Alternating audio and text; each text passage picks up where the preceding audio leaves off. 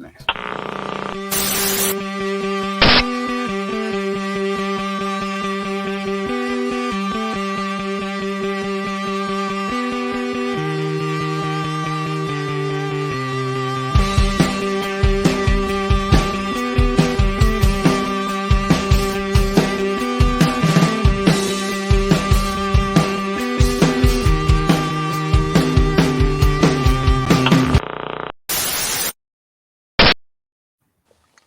Well, we aren't going to have to stretch for things to talk about today, that's for sure. It's Waking the Red Weekly presented by Footy Talks, and we've got reports, we've got rumors, we've got all the other staples of silly season to mull over this week.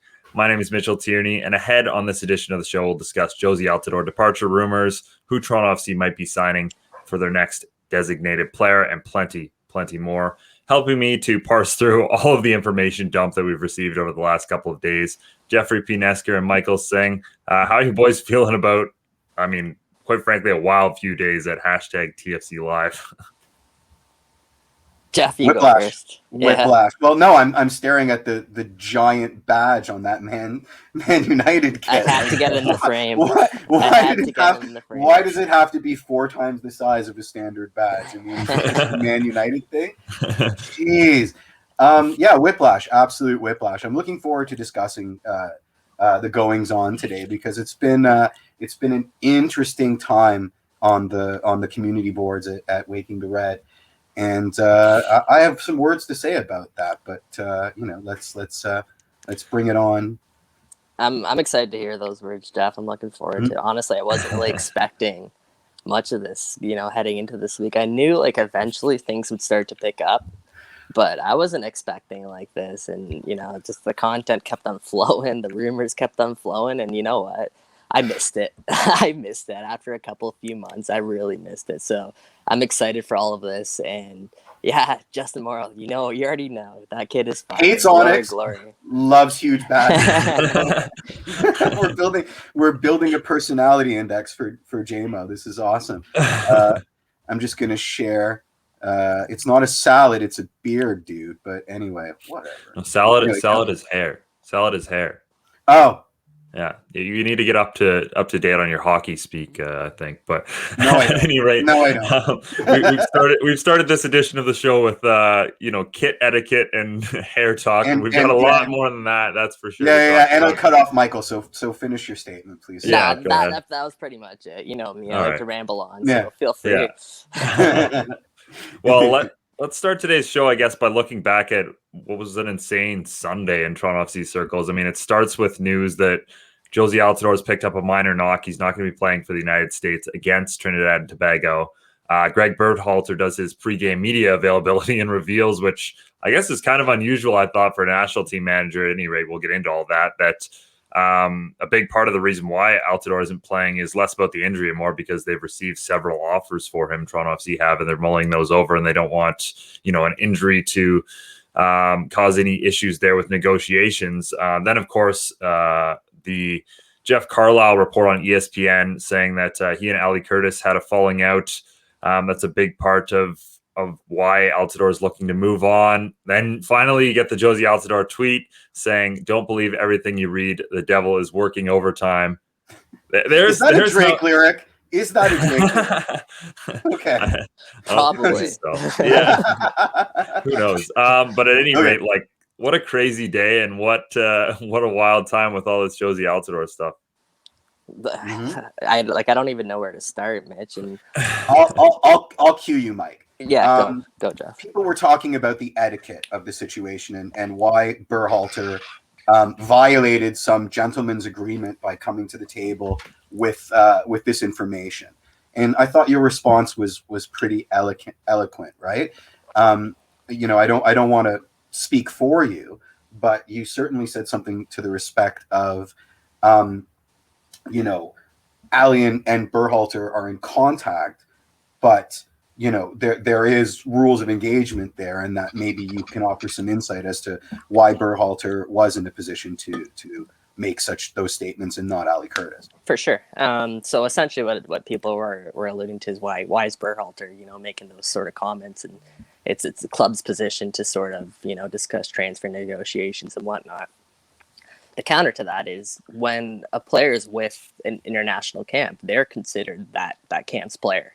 So if I'm a media member and I want to get an interview with said player, for example, I can't go through TFC for that. I would have to go through Canada camp or USA camp, whatever national team camp to get that access. So the fact that Berhalter's saying that he's received a bunch of calls for people of interest in a Jozy Altidore, I mean, he probably has, and that's probably people trying to get access to Jozy. You know, who knows to the depths of why and how far those conversations are going. We don't know, but I think there is something credible there for why Berhalter's saying that. Obviously. Yeah. Yeah, no, I think that's certainly a good point, and I've been checking Twitter throughout this just to make sure nothing crazy happens, but it's all just more love for Mike's United kit, to be honest. Love to see it. Yeah, love to see it. But yeah, let's talk more about the Jozy thing.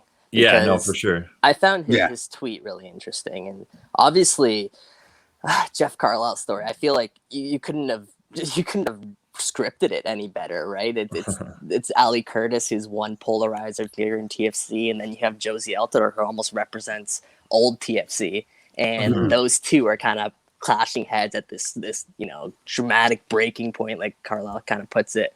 Come on, like I don't see it like that. I think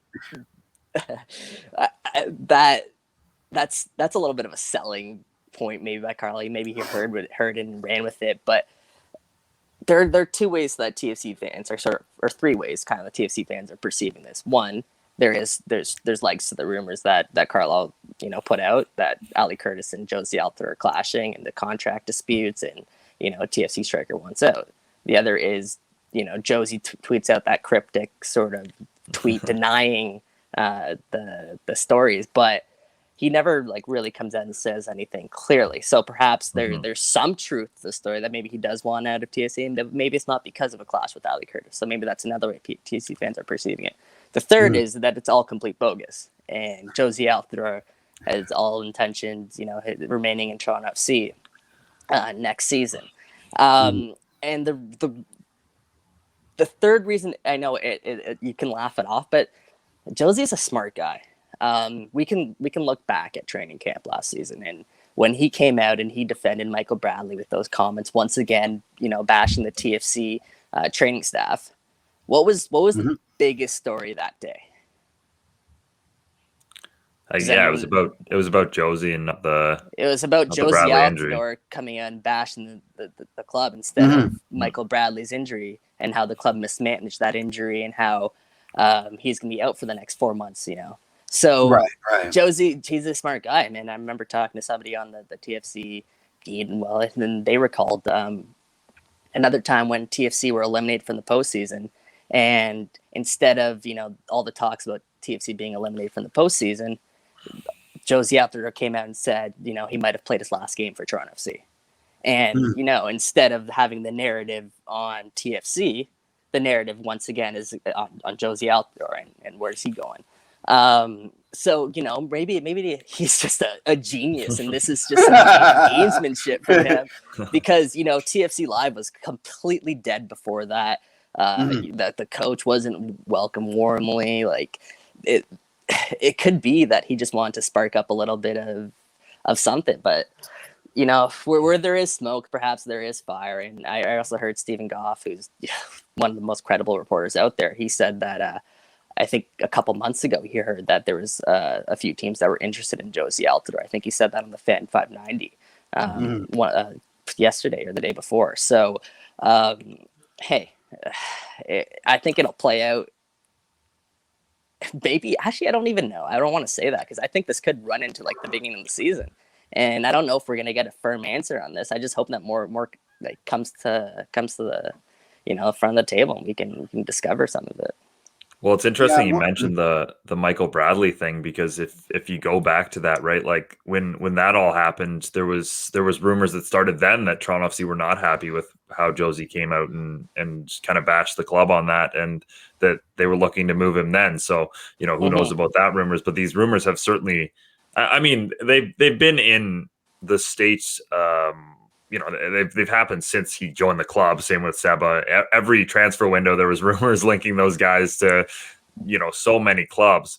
But with that being said, the one thing that did kind of interest me in this is almost every time, and it's largely been Greg Vanney, so maybe this is a Vanney thing versus a Curtis thing, but the club didn't come out and deny anything. They just said no comment when they were asked about it. And we've seen in the past them come out and say, I mean, look, we're always getting offers for these players, that sort of thing. Maybe they're just tired of it, but they didn't, go that extra mile to say Jozy's a Toronto FC player, that sort of thing that they have done in the past, certainly with him and other players. Yeah, this whole offseason has been kind of quiet. Go ahead, Jeff. Well, I think they're afraid to say anything definitive because then it will be another, we're having a glass of wine together and we're about to sign a contract. So I think they're avoiding definitive language in either direction. Before you get to the next one, just building off that, like Ali Curtis, when he was asked about Jozy Altidore at the end of season, scrum there, where he said that Jozy Altidore is a Toronto FC player. He wants to be a Toronto FC player, and all of that. He also left the door open for possibilities. If you go to the end of his quote, he says, and then I don't have I don't want to put words in, I don't have the exact quote in front of me, but he leaves the door open for a potential Jozy Altidore move if something does transpire, like with all other players, he says. So, hey, I don't know, man. I don't know. There are two things that I love. One, that Jozy Altidore is the best name ever for nicknames. Jozy out the door. Jozy always scores. Jozy never scores. Fantastic. The other is that this deal from all sides is kind of tied up with MLS finances and roster rules that nobody cares to understand. So the hot takes going around, before this even started, everyone's like, well, why doesn't MLSE just buy him out of his deal? Well, because that's insane. And then the other one, when this was rolling around, you've got NYCFC fans that are like, out of the goodness of their heart, willing to take Jozy off our hands for high TAM, just bless them, right? So it's been interesting because it does show. The word naivete is too strong, but it does show a lack of understanding of, he's locked into a deal. What did you say? $7-something million left on his deal. More. He's not going. I've heard 9. Yeah, well, he's not going anywhere on high TAM. I mean, we can put that one to bed. Listen, if he was on high TAM, we'd keep him as a luxury player. Let's be honest. So, he wouldn't be going anywhere. So, it's kind of brought out of the woodwork some of the vagaries of how MLS works, and a reluctance in the general fan base to give much of a crap about them, which is not necessarily anybody's fault. I mean, it's draconian in the extreme. So, but it is an interesting wrinkle. Also, Jeff Carlisle reporting in that Jozy also has a no trade clause, meaning he ultimately controls his fate. And I've heard if there is a move to come, it won't be within MLS, most likely. Carlisle also mentioned Liga MX in his report, and that's not the first time that Liga MX has popped up. I feel like Jozy himself had said Liga MX in the past. And Berhalter said abroad too. He like when all those potential moves, like he did use the word abroad. So. Yeah, he never said Europe, right? Do you guys have any insight as to when the Liga MX transfer window closes? I don't have that off the top of my head. I think it might have been this weeks. It might have been in a line with Europe. So I'm not too sure. But that's something to keep an eye on as well, because the European transfer window passed, but there's still other windows. There's still other countries that are open. I mean, you can go to Saudi Arabia pretty much whenever you want. Yeah, really. So. That's what it seems like. Another point to make about Jozy is last summer I forget who the interview was with, but he did an exclusive interview with somebody, and he said that he'd be interested in going back to like the Netherlands or something, because that's somewhere he's played before, and if he was going to move, it'd be to a country that like knew that his sort of football would strive in. So not Sunderland. Yeah, exactly. I think it might have been in that article where he said, it was that Sunderland article. He said going to Sunderland was a mistake at the time at his career because he was playing for Ajax at the time. Mm-hmm. He was tearing it up, obviously, or not Ajax. No, it wasn't Ajax. It was AZ. AZ Akmar.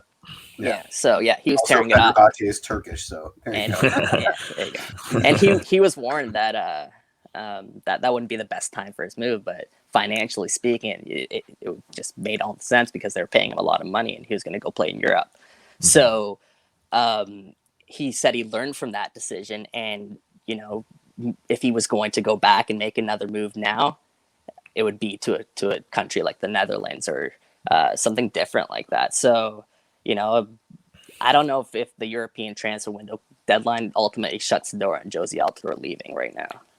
Mm-hmm. You were thinking of Feyenoord, Jeff, I think.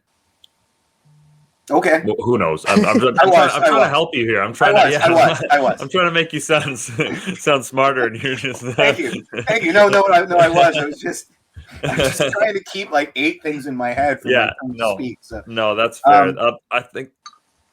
Go ahead. No. I've lost them all now. Yeah, no, fair enough. The last thing I wanted to mention on this is if there has been a falling out, and if Jozy's trying to force a move out, it is disappointing in the sense that we saw that happen with Sebastian Giovinco. We've seen it in the past with guys like Dwayne De Rosario. It's sports, and that's how it works. But you never want to see the best players to ever play for this club, the legends of this club, leave in not so great terms. And obviously relationships can be repaired and that sort of thing, but it does put a sour ending. It certainly put a sour ending on the end of Sebastian Giovinco's, and it would put a sour ending on the end of Jozy Altidore's time with this club, which it's almost, in some ways, it's nobody's fault. It's injuries, it's all sorts of different things, but it would be kind of disappointing. Yeah, who would have thought the two things that would bring TFC Live and Ali Curtis together would be that sort of resentment of Jozy Altidore. Eh? I think someone commented that on our Wake in the Red comments. That's pretty fun because when this news broke, I was surprised. I was surprised that TFC fans weren't sort of in the corner of Jozy Altidore. Because Ali Curtis has been that polarized. I honestly was, just because. I mean, you were ready to drop him from the lineup for the entire playoffs. I still am for sure. I'm not that stance hasn't changed in terms of what I think Jozy Altidore can bring to TFC as a player and what their other options are there. I still think Ayo Akinola should get the start ahead of him if they're playing one striker. But with that being said, like, I'm surprised that TFC Live supported Ali Curtis because, I mean, he's been one of the easy kind of targets for TFC fan base, and hey, they got in his corner, and they backed him for sticking up for TFC, and these alleged contract negotiations. We don't know all that's going on behind the scenes. And there are some people that are calling for his head because but circumstantially, Ali is sort of cleaning up the mess of the Bez era, just like, if the situation had been reversed, Bez would be cleaning up the mess of the Ali Curtis era. So, there are a lot of people that preferred that winning all the time 2017 and wanted it to last forever. And they can't, they're looking at these machinations through those colored glasses, right? And Ali will never ever measure up to a ship that was like basically sailing under its own power at that time, right? So that's a bit of an unfair comparison. That's another can of worms. But I guess what I was trying to say was, God, I lost my train of thought there. It was Jozy and Jozy's making us all crazy, man. Yeah, really. There's a comment that was posted a couple minutes before we went live on WTR. From user Bought with Blood, and he mentioned to his wife Jozy might be leaving, and her response was, "Good.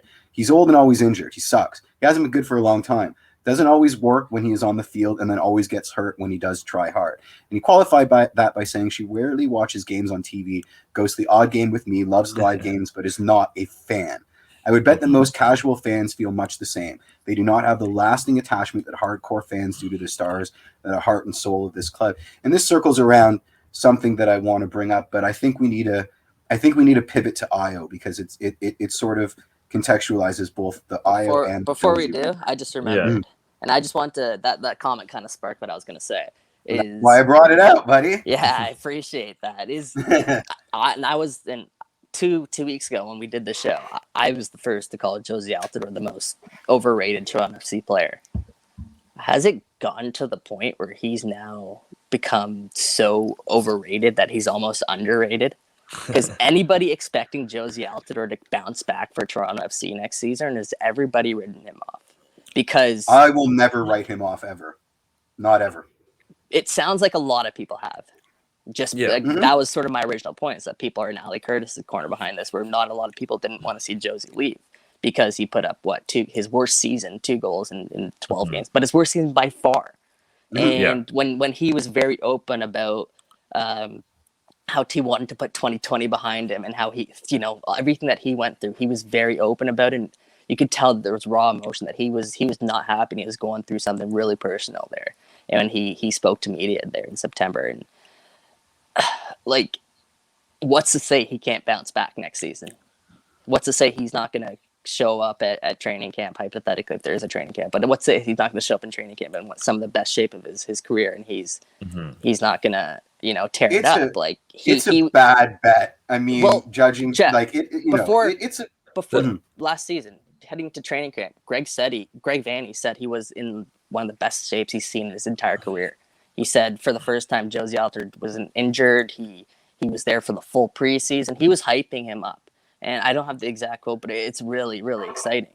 And then, he gives him the captain's armband. Jozy was the captain of Toronto FC at the beginning of 2020. But while Michael Bradley was out, he gave him that captain's armband. And Jozy Altidore had a really good game against New York City FC. He led everybody in expected goals per game. He led the team in shots on goal, led the team in chances, and then the pandemic hit. Yep. And from that point on, Jozy Altidore was playing catch up. And perhaps, an off-season rejuvenates him and he gets himself back on track because he can put 2020 behind him, like all of us want to. And all of us, have been trying to. So, hey, let's I don't know. Like, I'm George raises a very interesting point, and I'm just going to throw it up there. Jozy is like a WWE hype man. He requires a stadium full of supporters on both sides to thrive. 2021 will be more of the same due to pandemic. And Let me counter that with the fact that the U.S. has some massive international games on the horizon. Massive. And Jozy Altidore is in the mix, and he's at the front of the line to get that number 9 starting spot for the United States right now. But Greg Berhalter said he needs to have a good MLS season.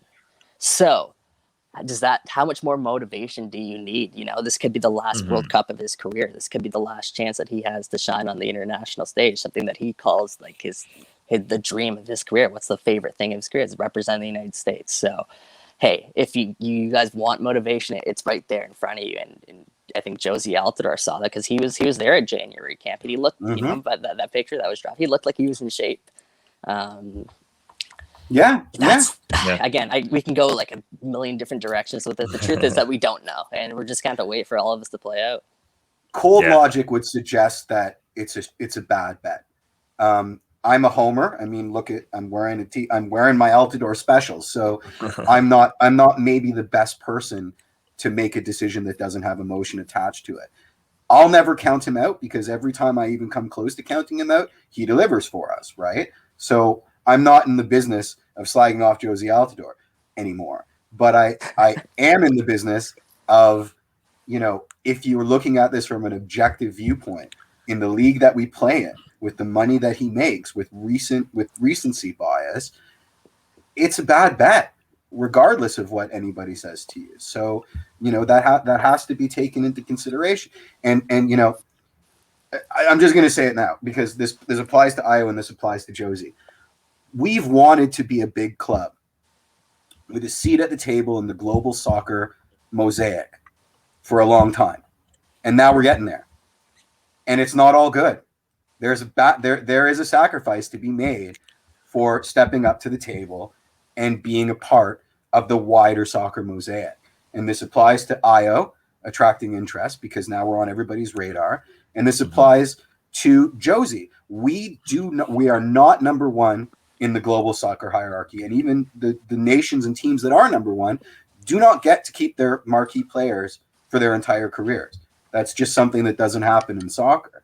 It's something that North American sports fans have in their DNA as an expectation. I think Toronto sports fans too. Sports fans too. So be careful what you wish for, because we're now getting what we wanted, and it ain't all good, right? Which, we can talk about more because I think it applies to Ayo in a really, really big way. But I needed to get that out before I forget to say it.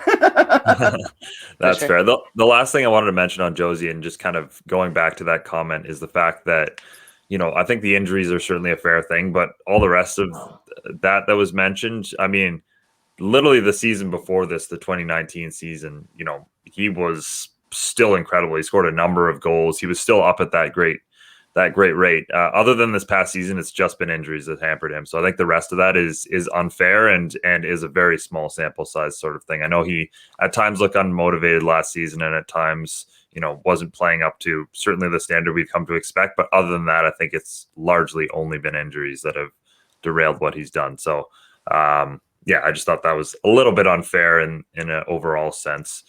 Okay. But I mean, we can't say that injuries haven't been his kryptonite for his entire career. Agreed. No, and I'm not. Yeah, I'm certainly not dismissing the injury point, which I think is valid, and I think is why we're having this discussion at the end of the day.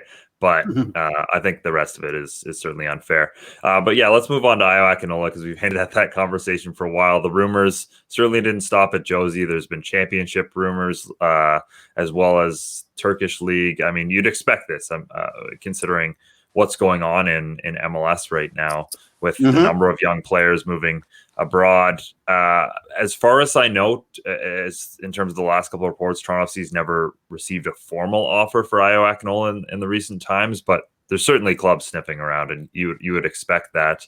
And it brings up a great article, I think, by Michael on kind of the future of Toronto FC and what they do with young players like Ayo. I think the biggest news of that Ayo Akinola sort of rumors was the fact that Ayo Akinola is going to be out of contract at the end of the season. Yep. So could he be sold right away? Yeah, but that's very unlikely. I think TFC, they know that they have a gem in Ayo Akinola. They know that his transfer market value skyrocketed in the past 6 months. I wouldn't even say 12 months, because it wasn't even until the figures. It wasn't until MLS is back. Yeah. Go ahead, Jeff. He's gone from being rated $450,000 to $5.5 million. Exactly. That's mental. and that again, that's in 6 months. That's again since the MLS is back tournament. So, can they keep him for another year and then sell him? Is that what they'd ultimately like to do? Probably. But then you think about other situations in MLS, and you think about like Aaron Long, for example. I was just about to say, yeah. Aaron Long, he signed for the New York Red Bulls. He signed a contract extension 2 seasons ago, and now he's one of the highest paid players in their team. But the problem with that is, since Aaron Long committed his future to New York Red Bulls, there's only a handful of teams that are willing to negotiate with him, because some of those teams are now going to have to pay a transfer fee for Aaron Long, and only X amount of teams can afford that. Whereas if he didn't sign that lucrative deal, and he secured his long-term future there with New York, but if he didn't sign that lucrative deal, he would be free to sign with any other club on a free transfer. And that's sort of the gamble that every player now coming up is going to have to make, is do they get that raise with, let's say, Ayo Akinola, for example. He made less than 100K last season playing for Toronto. Same as Aaron Long, and then Aaron Long re-upped to like 800K or something. Exactly. Ridiculous. So he's bound to make, let's say around the same figure again.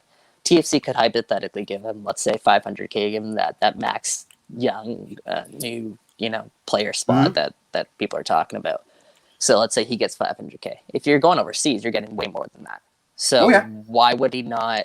Why would he, commit his next 4 years to Toronto FC, let's say, hypothetically, so get 500K, whatever, and, then potentially think about a move to Europe. Whereas if he runs his contract out, he'll be out of contract. He can make his own decision, sign with whichever club he wants, and not have to worry about a potential transfer fee getting in the way. Yep. TFC have activated his option, so we've got him. But the whole 6 months, no, he can't sign a pre-contract. He can't sign a pre-contract, because he's under 23. Exactly. But so we won't lose him like Juve lost Seba, but we might still lose him in a different permutation. Exactly. So according to Transfer Market, his contract expires in 12 months, meaning if TFC do want to, cash in on Akinola, and he is committed to, doing what's best for him, and if that's going to Europe, then they most likely have to sell him by the summer now, because you want to get something for him. And Mitch, I took this from your article, but the biggest transfer that TFC had in their club history, aside from maybe Seba, was back in 2008 when they sold Maurice Adu, who they took first overall in that super draft, right?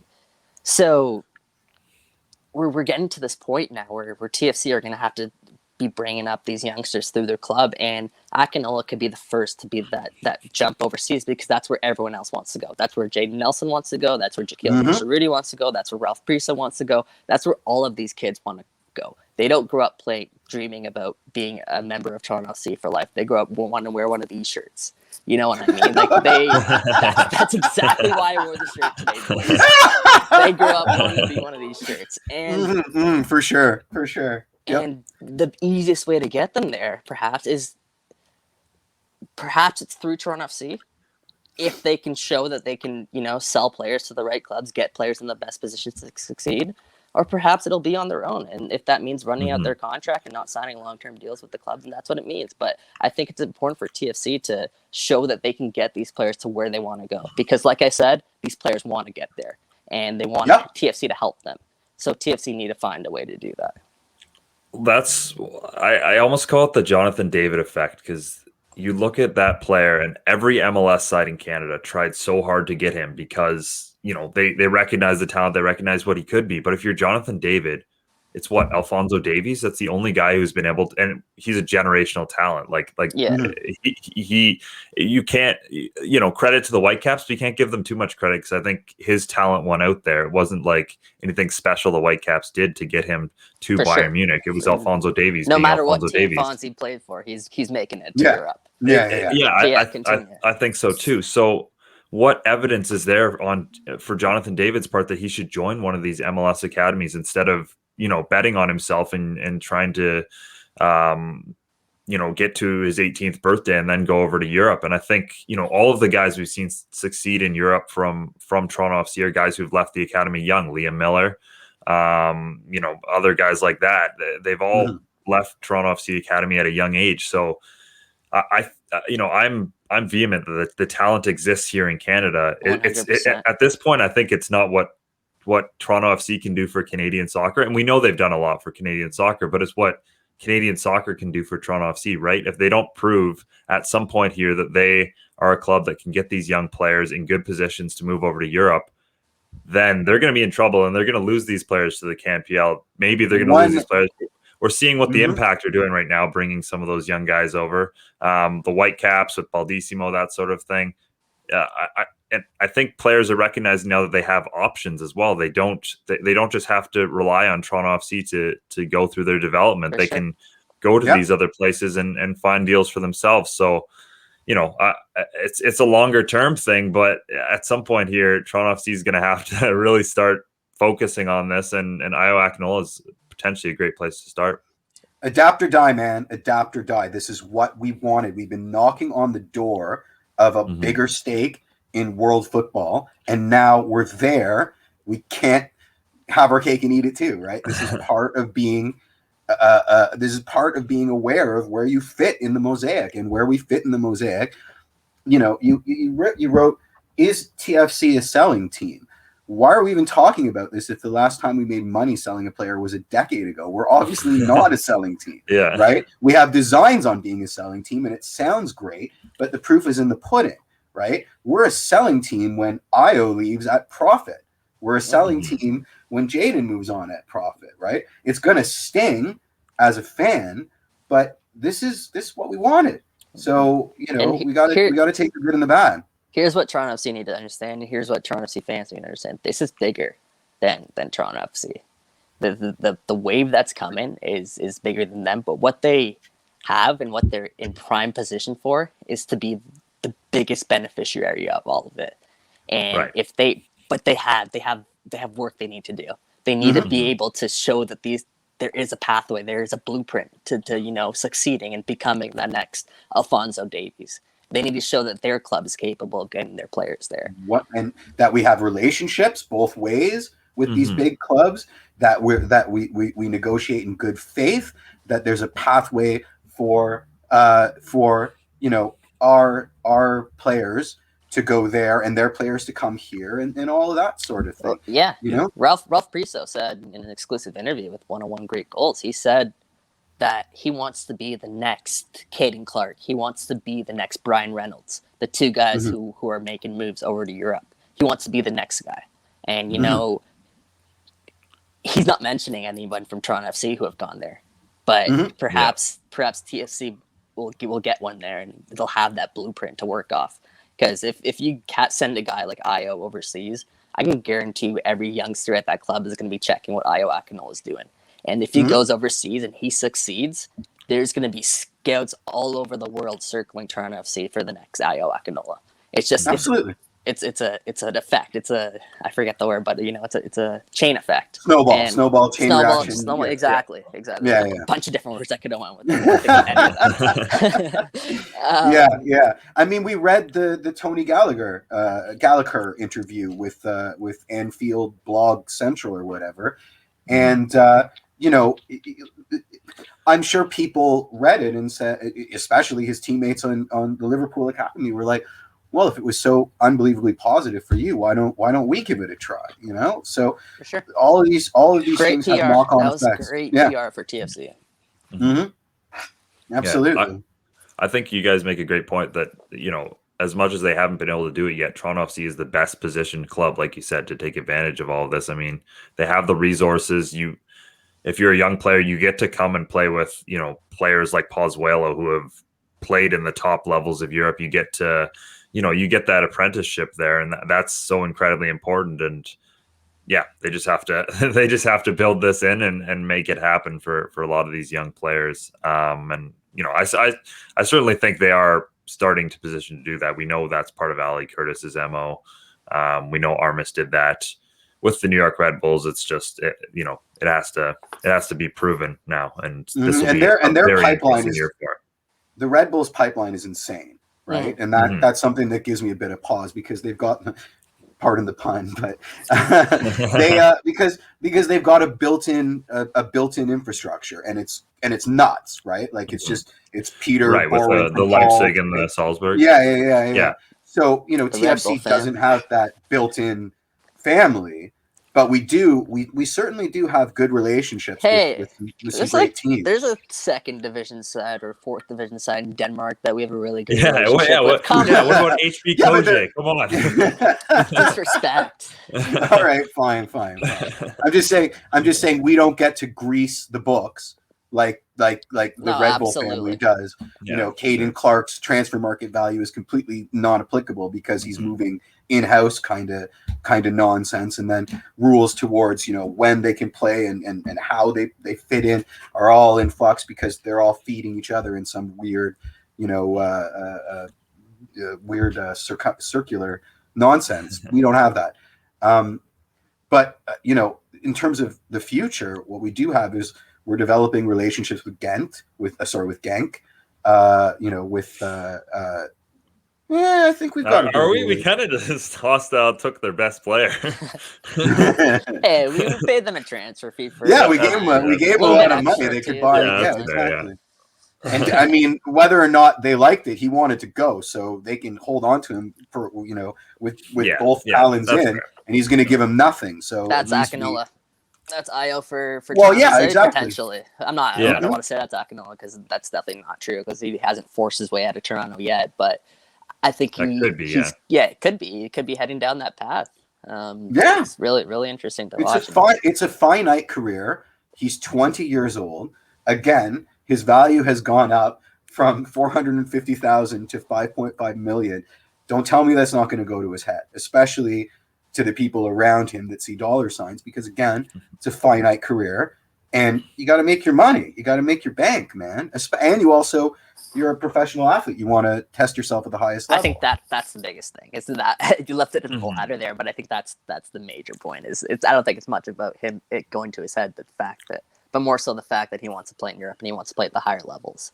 And I don't think that's unique to Ayo Akinola. I think it's common on all the TFC youngsters that are coming through the club. So again, it's just the pathway of how we can get him there. Yep. We've been talking a lot about transfers out right now. Let's talk about a potential transfer in. Rumors circling that Toronto FC are interested in Raphael Borre, who's a player out of River Plate. Nothing too concrete on this, certainly. I mean, they're just rumors at this point, but if maybe we can take a little bit about the profile of player Toronto FC is looking at. 25-year-old forward, clubbing international. This guy would be an incredible signing for any MLS team, certainly given his profile and the age he's at. As much as we talked about the big club thing for Toronto FC and how Chris Armas maybe wasn't at least in title a big coach or a big club coach hire, what reigns much bigger for me is the designated player they bring in. And if they can bring in a top quality player like a Pozuelo, right? I mean, like we said, they went to a Belgian club and took one of their best players. Their captain. How am I supposed to be pronouncing? I don't know. Plate? I've Maybe. always called it River Plate. I'm pretty sure that whatever. Anyway, yeah.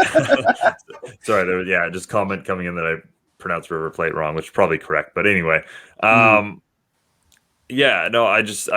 think that if they are able to get a big name or at least big status designated player, that's when you really prove that you are a big club within this league. Yeah, I mean he'd be making more than Pause based on the rumored deal on a yearly basis, but 25. I mean that's pre-prime, right? We're looking at him rounding into prime, wearing a TFC kit potentially. I mean, I've watched 2 highlight videos and I'm in love with the guy. So bring him home. Yeah, bring him home. The thing about it's really interesting is that a lot of European teams are apparently interested in this guy's services. So former Atletico Madrid man, like, does he want to go back to Europe? By all accounts, I mean, I think he does, but TFC seem to have come out of the blue here and perhaps piqued his attention. And I think that's a testament to MLS as a league in general because, you see the stars that have come over, but I think the league in general is just getting better. And we saw what Tony Gallagher said about the league too. It's very, very good. Like was essentially what he said in his words. It's not the Premier League or Championship yet, but it's getting there. It's only the 25th season of the league and it's improving rapidly. And he was really surprised about the level of play that was in MLS. So, maybe that is, again, a testament to MLS that he is interested in coming here. And maybe it's a testament to TFC that he is interested in coming here. With that being said... I think it's both. Atlanta United has proven that there is a pathway for young South American attacking talent to come through the league, make a bit of money, and maybe use it as a stepping stone. This is a Will Forbes rumor, too. So let's take it with a grain of salt too. Like sometimes it's not always accurate. Sometimes he is. So I will give him credit for that. So 25%, I think it is. Yeah. Take it with the grain of salt. But especially when I again say that a lot of European teams are circling this guy, and I think that this guy wants to go back to Europe. So I mean, keep an eye on that. And maybe do these CBA negotiations have something to do with it as well? Maybe he's holding off to see if there will be an MLS season, or perhaps that just has nothing to do with it. We have no idea. We're just speculating at this point.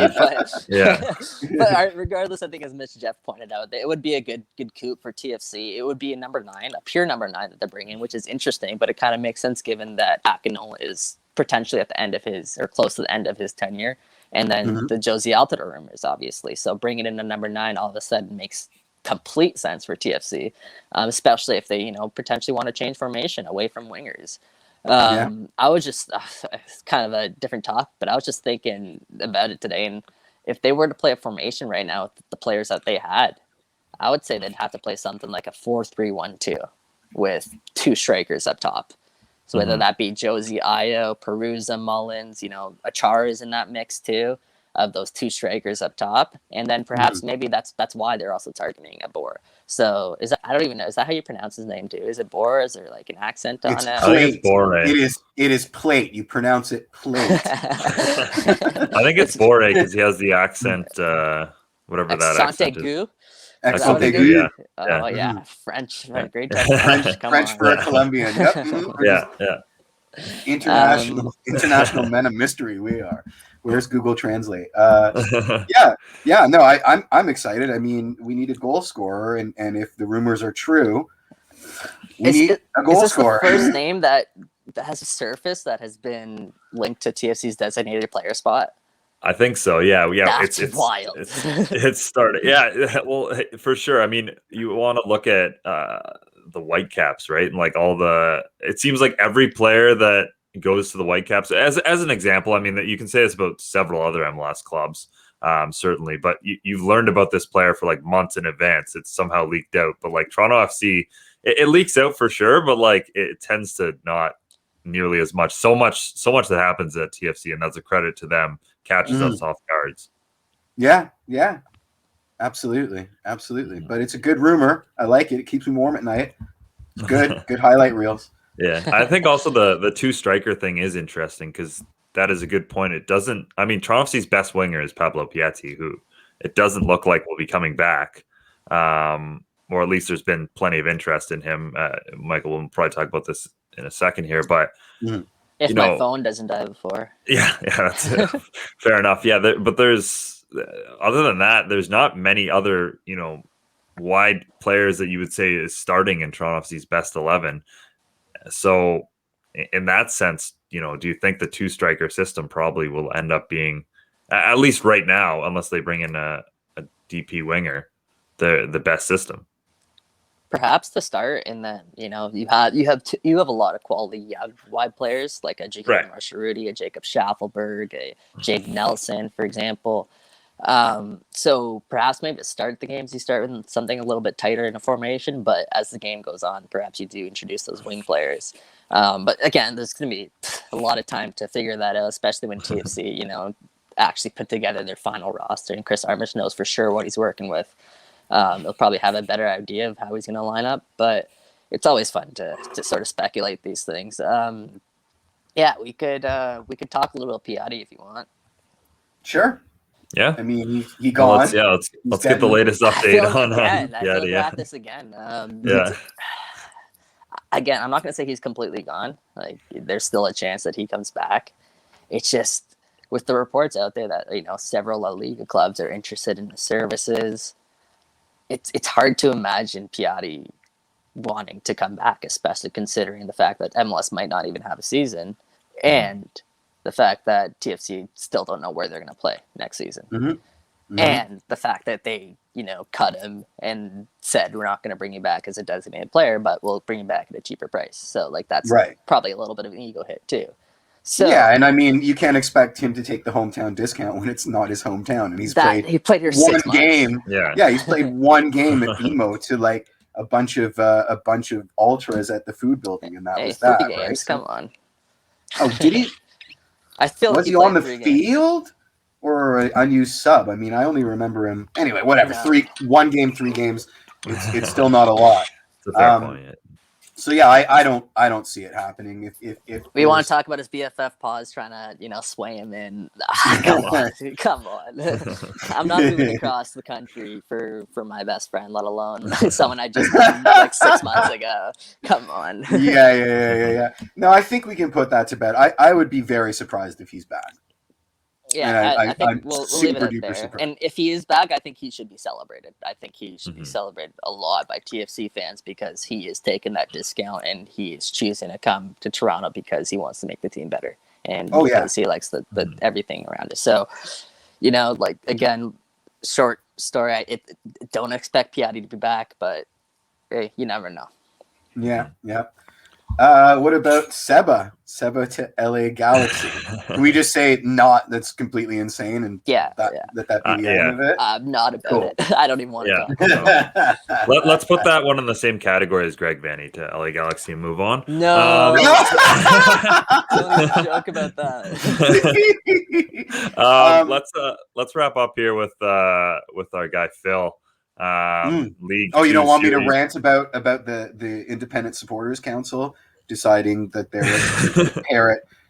My absolute favorite part of the MLS soccer experience.